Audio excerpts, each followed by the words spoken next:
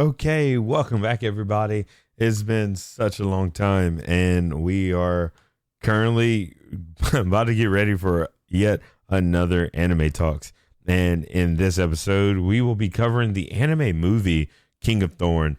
I was able to get around to watching it, and it kind of threw me off because when I clicked on it and was trying to try to do a little bit of, I guess, detail reading. I wasn't really expecting it to be a movie versus a show. So when I seen it was like an hour and like 40 minutes, I was like, oh man, this is not good if each episode is that. And the breakdown on Crunchyroll is actually shows two, and both of them are an hour and 40. So I thought I had to watch both of them. Gladly to let y'all know they're both the same thing.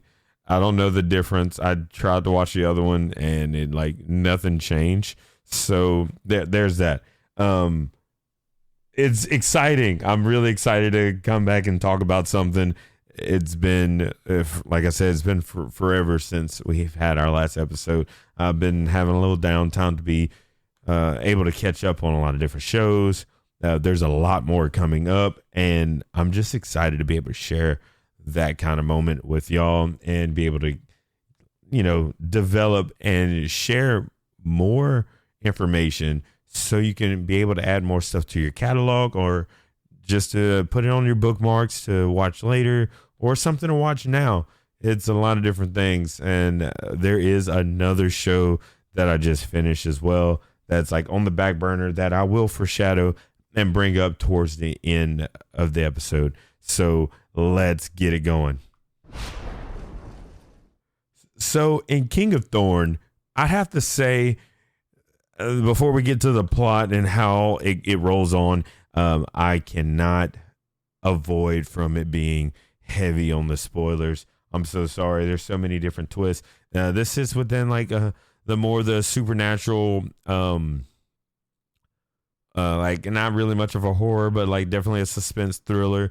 It's worth watching, and for the most part, it is. If I had to compare it to something that's outside or just different, out of the frame, I'd have to say we're more or less within the same realm of kind of like The Last of Us mixed with The Division. If anybody's ever played that game, that's kind of like what the vibes that it give me. And kind of like The Walking Dead, but not really, but just more like the survival aspect. So let's get to the plot, a few of the characters along the way, and just everything about it. So let's get it going. So in King of Thorn, we're met with a different twist of things, kind of like in The Last of Us. For those who have either watched it or played it, we have a type of virus, and in this show, it is called the Medusa virus. And in this virus is very fatal. It ends up petrifying you and turning you into stone.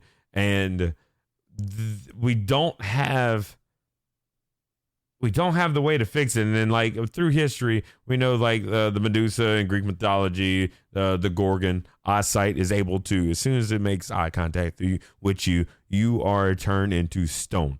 And in other words, petrified. So it is very, very interesting on how all that goes. I'm really, really excited with how that went because it's crazy. There's a crazy outbreak of the Medusa virus that's plaguing the world, and in Siberia is kind of where it started, where things kind of just went about. And there's a lot of stuff going on with a character that was affected from the meteor that hit in Siberia. It affected this family, and then there's also it's hard to spit it out. So it affected his family, and then it infected the whole family, including the little boy's sister named Alice. And there was a cat boy hybrid which is the imaginary friend, which is the Medusa virus itself that came to life by erupting out of her back. So crazy enough, from that eruption, like being able to emerge from Alice's back, Alice, of course, died, and then the newborn little creature deal, the cat boy hybrid, devoured the brother's deer, and as she setting her house to fire, and then that caused the spreading of the Medusa all the world through the fire smoke, which is crazy. Is crazy. So there is also like a bunch of different factions involved. We have the Venice Gate, a religious sect who shows themselves an approach to Alice, believing that her ability to turn imagination into reality to be a gift from the heavens, which is quite crazy. So with experimenting on her and Medusa, they had the time to set up a security system, which of course, like almost any kind of thing that like experiment, all like the scientists and everybody die, it doomed themselves. And while they were pursuing these dreams, developed an artificial way to force dreams into hosts, which is to be able to fabricate these reliabilities or these realities that are mind created to accomplish the plan to force the world into a survival game to amuse them, which is freaking wild. It's so good. So we're gonna bypass just a little bit, just a hair. We're not gonna dig too deep. We gotta get back to a little bit of what's going on. So we're first met with Kasumi Ishiki, who is the main protagonist of the story, and the most of the story is told during, like, from her point of view.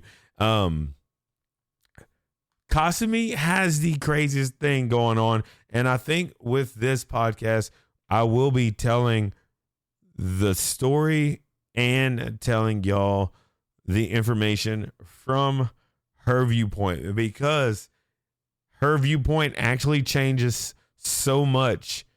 She has such a dynamic figure inside the whole show, of course, being the main protagonist. She is just a lot that's going on. So let's get going. So Kasumi is one of the 160 people that are chosen to participate inside of the Venice Gate, to be able to experiment a cure to control the virus. So what they did is, she's part of the experiment, which allows them to do the cryogenic freeze, where they're going to freeze the body and go. I believe they were supposed to go like up to 100 years into the future and go from there.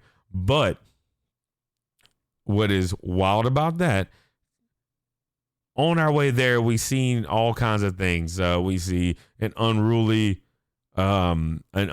convict, a couple other people here and there, a young lady, a young boy, and like a few other people.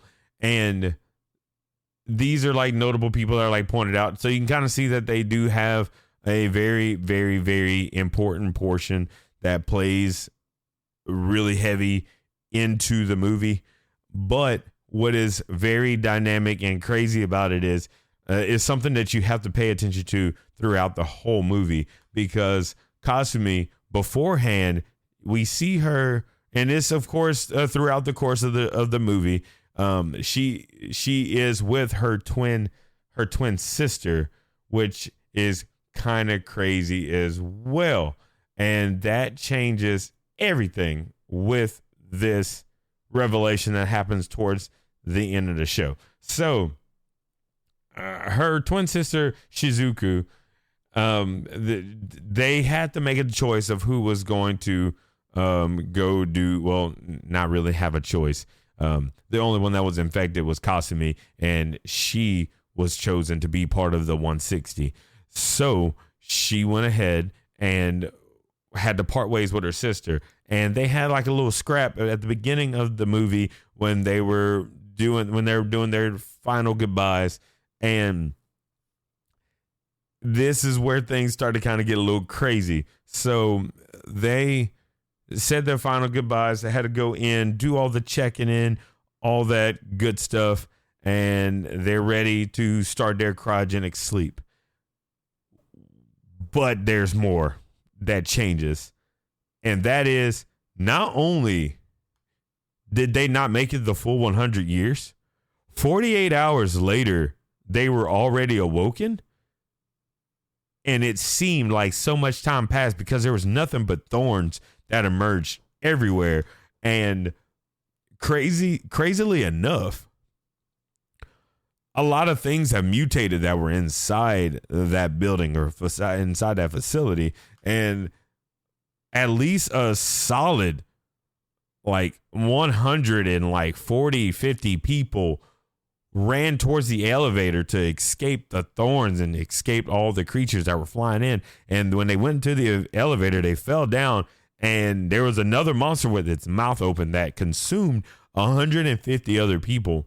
So from the beginning, they lost so many people, and they were already down to like less than 10 people right at the beginning of the movie, which is it like foreshadows so much death or so much suspense or like much of a crazy thing going on that they at least took out 150 of the cast members, and we're like only maybe 15-20 minutes into the movie at this point. So I'd have to say that with that happening that early, we're led to believe that there's more that's going to happen. And throughout the whole movie, we end up seeing Kasumi have flashbacks, or they show flashbacks of her involvement with her sister, of her, like there's them arguing, Kasumi having suicidal tendencies, wanting to to take her own life. And it's very sad. There's a lot of stuff going on within that, and it's stuff that you have to pay attention to.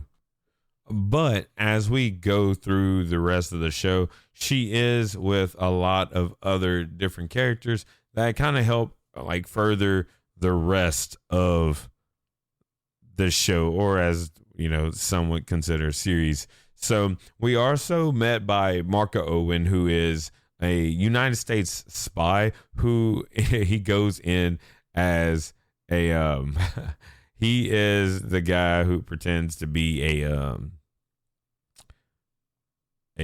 what is it?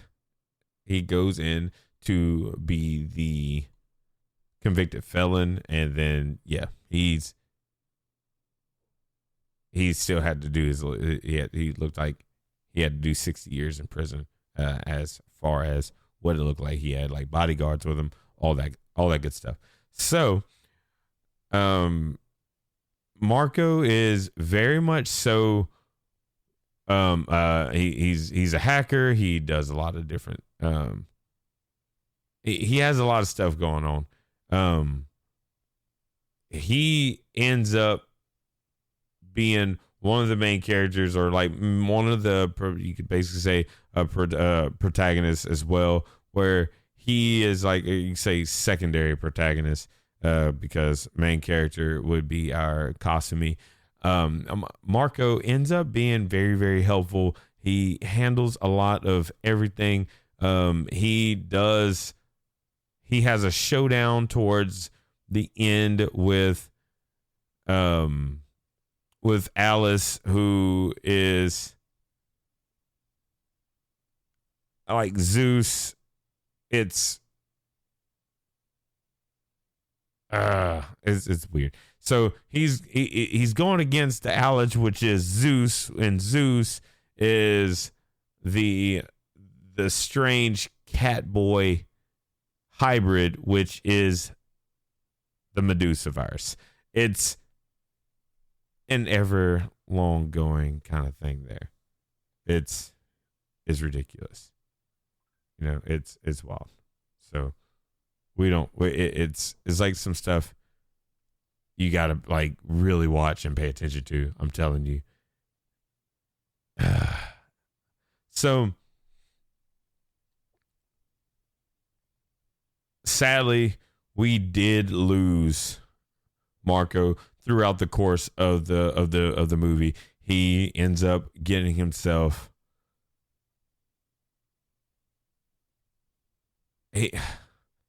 he ends up losing his life towards the end of the movie, and he ends up being like one of the most biggest supporters of Kasumi, and is, for one, very suspicious of her, because during a flashback he saw a video of the twin sister Shuzuku trailing after the wave of the monster beings that erupted from level 4. It's kind of crazy. It's like a bunch of flashbacks and a bunch of like back trailing. Is something you have to see. This podcast, I won't be able to like deliver how big of an impact that everything happened. So definitely go check it out. Marco is definitely one of the characters who, from his point of view throughout the movie, he sees a lot of different things that happen before everything happens. Like before the events that occur, he is in there gathering information, trying to get this key card or this jump card or jump drive back with information, which was end up being destroyed. It's a bunch of different stuff, but he is very much so. He's important. You got to pay attention. Our next character, Catherine Turner. Catherine is the little lady who lost lost her son, and she is very much she went through a lot of different things. She lost her son due to abuse, and she was an alcoholic, and all kinds of different stuff. She definitely changed her life, but she, of course, is affected by the Medusa infection. So there's that. She also takes care of, or she's like a very motherly figure over one of the other characters. That's very, very important as well. She is very motherly over Tim, which is another character that is with them, the little boy. But she actually loses her life towards the end. She dies in a helicopter crash, and she's very, very much so has a bunch of different tendencies that pop up. Like she was going to physically hit Tim at one point in the movie. And she just a lot of trauma from her past recollection of what happened between her and her son. So there is that. And there's like, that's all that's about Catherine. Still a very important lady in the show. A lot of different things, a lot of different vibes. Very, very, very sad. It's one of those things that you just kind of like have to be like, man, I got to go through this. It's very, very sad. We have Peter Stevens. Peter was the doctor who is very much so. He was just trying to survive. He didn't have the Medusa virus, but he did get himself put in so he can be able to he's trying to just survive. So he's like got him a pod, even though he wasn't supposed to have one, which is crazy, crazy, crazy, crazy, crazy. So he ends up dying due to Tim's unintentional beheading by Tim's imagined creature, which it gives a little bit more stuff to the background. Other than that, there's not too much more about him. He's very just he's a mysterious guy. He was hired to like get in, and he was pretty much it's interesting. He's basically a traitor that was forced to betray because he was like how I mentioned earlier, we have the whole Medusa virus where Zeus, which is the mystical being who's able to infiltrate and plant dreams and such into people's brain, and that is how he was awoken and basically given instructions to go get the files. And he was definitely killed. Like it was wild. It was wild. So there's that. And then we have Alejandro Pacino. He was he's a white politician who got really, really murked off early. It was crazy. It was really crazy. He was definitely put down way sooner than what I thought. He was beheaded by one of Tim's dinosaur-like creatures in the movie. It was wild, very wild. So now we're getting to another awesome little deal here. So we have Tim. Tim is the young boy. He is like, he's a young boy. You could tell by his accent he's from Germany. He is also infected with the virus, and he is very, very knowledgeable. He is very knowledgeable. Everything that he has about him, he is like super, super like knowledgeable about everything. Everything he compares to a game. Like every part of the movie, he's like mentioning a game, which he gets fussed at by Catherine. It was nuts. Like almost every kid, I'm gonna go ahead and foreshadow this. He survives, of course. There's a lot of different things. He's ended up being taken over.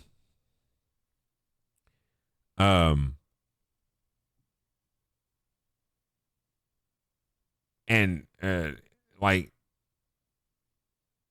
it's Tim was controlled by Alice to be able to guide them from time to time, and he would just space out, go back, do whatever he has to do, and then go back to himself. And like I said, he was a survivor, but he was being like slightly parented by Catherine because she was being very, very, very motherly to him and tried her best to take care of him. And then of course, we also learned that Tim's parents was divorced, and in the midst of less than, they were going through a custody battle over him, and he just, he didn't express it too much, but he was very, very frustrated with how his parents were bickering over him, even though the kid's really sweet. It was really sad seeing how all the stuff played out around him. But we have Mr. Ron Portman, which is he's a black police officer, and unfortunately, he's very strong. He was definitely he was very hopeless though. Like he was very, God, he was so pessimistic like throughout the whole thing. It was very saddening how he like handled most of everything. It's sad. It's sad. Sadly enough, it's just it is what it is. He went through a lot within like trying to like go through all this. Sad. It's very sad because he fought the most, held off the most, and trusted everybody the most he could. And sadly enough, he made it through one portion where there was like a huge flood. Marco went back to go get him. And then unfortunately, he fell off because there was a bunch of creatures they were running through, and he stayed back to fend off the creatures and was killed. So that was all there. It was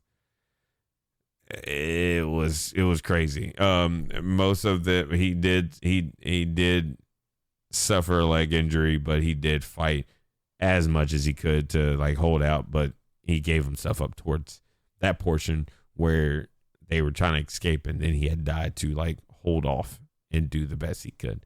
And then we have Alice. Alice is the young sister of the boy who first came in contact with the Medusa virus. It is crazy. Sadly, she was abused by her family and suffered from a dissociative identity disorder. Using an imaginary friend, a cat boy, and she used that as a means to endure her harsh life. She was the sole survivor of the whole family that died due to the Medusa infection, and she unconsciously gave birth to her imaginary friend, Lalu, which emerged from her body that devoured the brother's deer, which is freaking wild, which started the widespread of the Medusa virus. Crazy. And she is also the one who took over our young boy Tim to be able to lead the group. Alice is basically like the good part of like all this, which is crazy. She was approached by Vega, which we'll be going over Mr. Vega here shortly. Vega took her in and used her as a guinea pig for his experiments, and then created the cold capsules with Peter Stevens. And then sadly, just a bunch of stuff later. What happened to her was initially left unknown, and then Alice was first introduced as an apparition, which is often smirking cruelly at the struggles of the survivals, and then talking to the massive monstrosity that was Shizuku, which I can't wait to tell y'all this. It's crazy. It's crazy.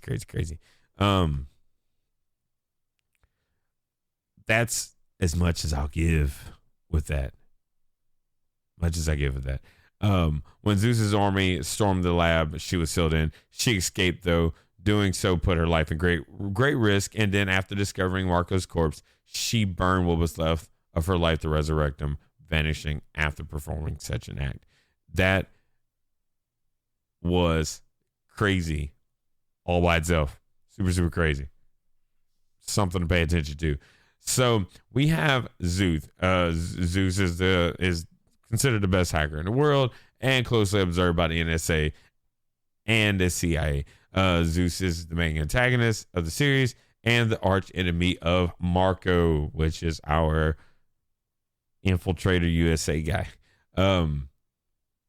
They were rivals in the past until Zeus broke into the CIA mainframe and then framed Marco for the crime, which is what our guy Marco is doing his time for and being brought in. And then at some point, he was approached by Mr. Vega and made security chief of the Venice Gates Labs. And then as he was the one who created all the security systems. And then he was a deep, like he was a weird guy. He was deeply like odd. And he's seen war and other kind of conflicts as like boring forms of entertainment. And also thought that humanity as a species had lost his will to survive, which is crazy, even though like he kind of like he started like most of everything that's going on. He basically made the way to where he can control the Medusa carriers at will, applying it to Shizuku when he found out she was much more powerful than Alice herself, which is wild. His last act as a human being was amusing himself while looking at Shizuku creating deformed aberrations, before turning his own self into Data and entwining it with the monster Shizuku would later become, which is wild. Zeus spent most of his time being mentioned only in flashbacks or only seen. He had a lot of stuff to do with Shizuku, and there's a lot more that I got to say with that. And then it's pretty much he knew what he was doing when he was going to defy the natures of law by supplying creatures to build up his own army of beast warriors and then other fantasy-like beings, and for them to go into the world and create chaos and create the endless game of survival just to amuse himself, which is freaking wild. He tampered with the minds of other survivors, forcing them to unconsciously not run away after waking up, and especially to protect Kasumi's life, which was necessary to coerce Shizuku into doing what he needed him to do. It's crazy. It's crazy. And sad. So completely sad. So we do have a very interesting person that is almost like the center out. We have Ivan Vega. So Vega is the Russian founder of the Venus Gate, and pretty much like a cultist, and he sees the Medusa as a gift from God himself. He put that together after he took Alice in, after finding her in Siberia.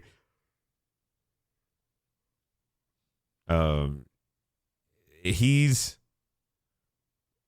met with a lot of things, and what he ends up doing, he's terrified by all the things that is happening. He's noticed that everything's going to crap, and his final moments he spent begging Alice for forgiveness, and then blown his face off by shooting himself with a shotgun, execution style. Like, that was crazy.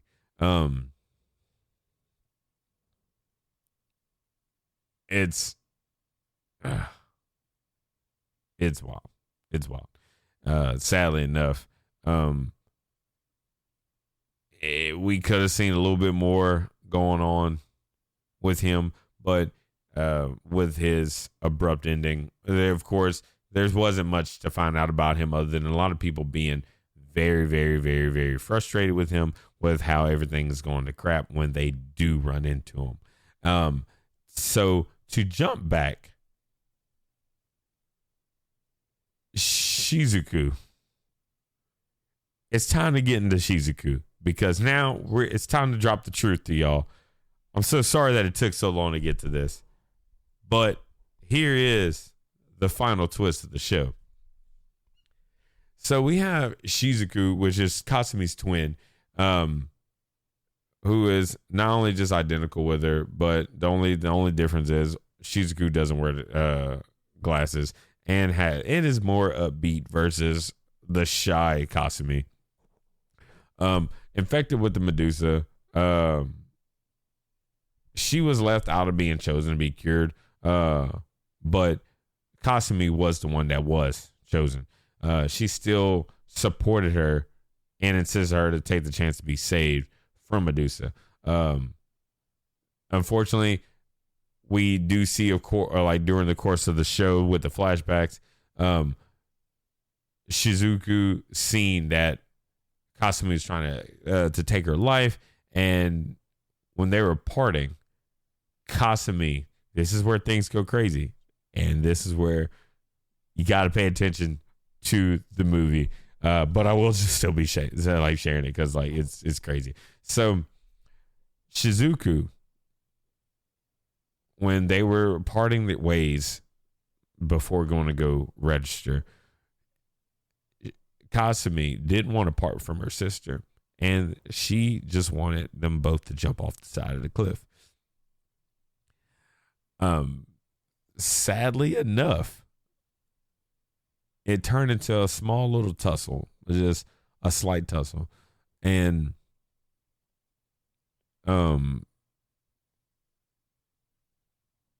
there was like other signs throughout the movie where we noticed.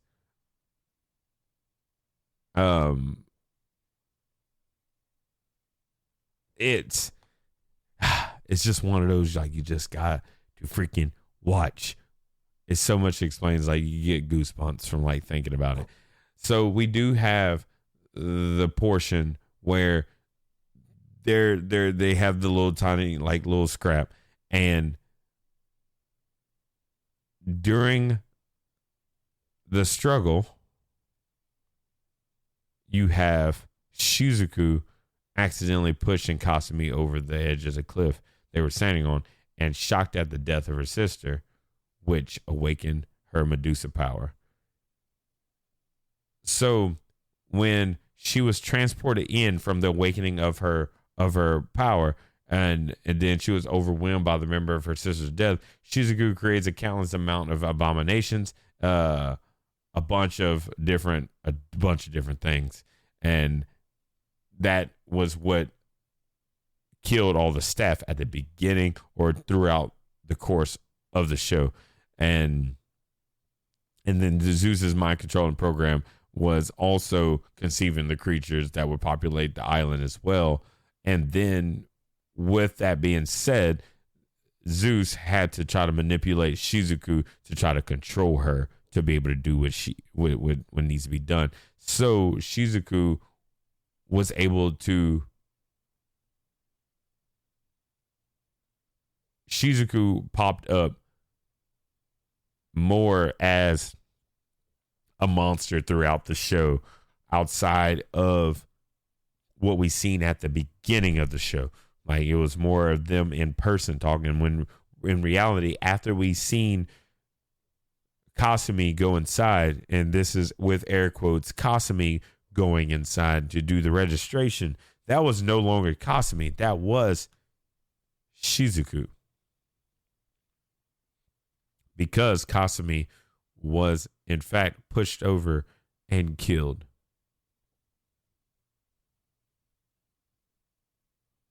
That is wild. And what we have seen throughout the rest of the show was whenever we seen the big monster, the big behemoth, the big monster towards the end of the show, that is like going around destroying everything, was Shizuku herself, the beast being an unconscious armor to seal herself from the world.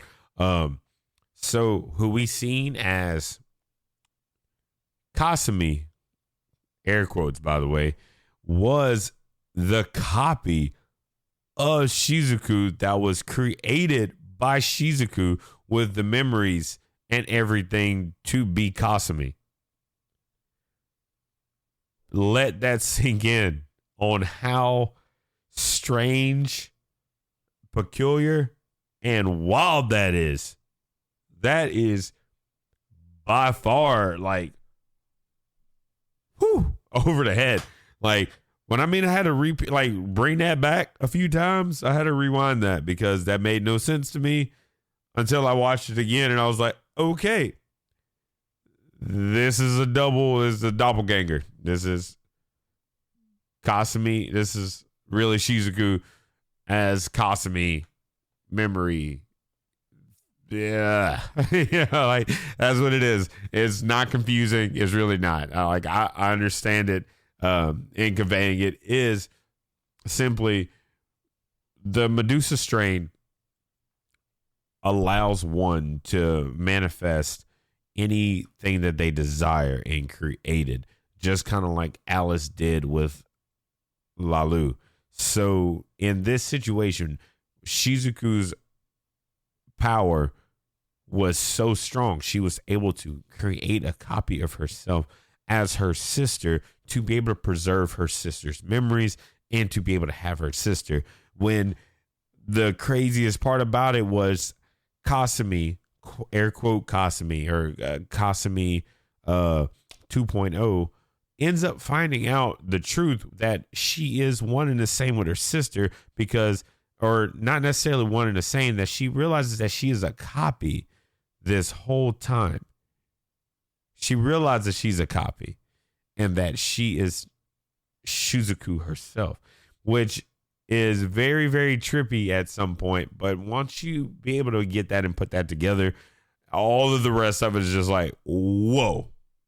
Like, the big climax revelation, I have to say, would definitely be the Shizuku Kasumi ordeal, where we find out Shizuku is indeed still Shizuku as Kasumi with the memories of Kasumi, and just to portray and be Kasumi. It was wild. So, she ends up, Shizuku ends up begging, quote unquote, Kasumi to not uncover the fact that she was the only Medusa made creation and that her true self had already died. With the death of Zeus, she too ceased to exist, and her monstrous body crumbled to pieces and her essence faded away. And that's how the rest of that ended towards the end of the end of the movie.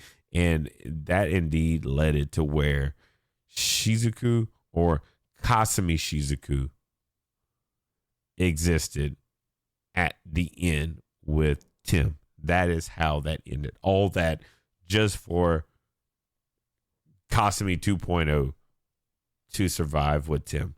And that's it. Like, that's how that ended. I'm so sorry for how that was displayed and how that was like conveyed, but that is how that ended. It's worth it. Watch it. Please watch it. Don't let me confuse you, because you don't know how confusing it could be to be able to like tell somebody how all that went. So thank y'all so much for listening. King of Thorn is definitely worth watching. Please give it a watch. I'd have to say it's definitely one that you may have to watch twice. Might have to watch it twice. Be prepared for yet another episode in another 2 weeks. It's definitely going to be, I'll tell you now, it's going to be based on Freerun, a Journey's End, which is a very, very different type of show. I normally don't review shows like that. It is definitely one of those one-offs that I was advised to watch, and I enjoyed every last moment of that. It was very great, and I will get to that when we get there. But to end off King of Thorn, watch it. It's great. You'll love it. And I'm glad that I was able to share the information that has been stored in my brain from that movie and be able to get it out the way. It was been on my chest for a while, because that twist of fate there between the Kasumi Shizuku situation has like been on my mind ever since that I watched it. And I think I've watched it like maybe like 3 weeks ago, and it was awesome. So please give it a watch, and thank you so much for giving this a listen. And thank y'all all for the support. I love being able to do what I like to do, and that's watch anime and then be able to talk about it and just unload it and then go back and binge something else and then bring it back to the table. And then to be able to have such a good following and good community to be able to listen and give me the feedback necessary to be able to create and produce better content for the future. So thank you so much. Y'all stay enthused inside the anime world. If you have any other, whether that be concerns of the quality of this show and or shows for me to be able to watch, to be able to create content on, please let me know. You can find me either on Facebook, Instagram, X, Snapchat, anything more. And definitely Facebook is like number one way to be able to find me. It is through the same name that is titled on the cover of this. So definitely check it out. Let me know if there's anything that I can do to be able to bring you something that suits you as the listener. So thank you, and thank y'all so much. And until next time.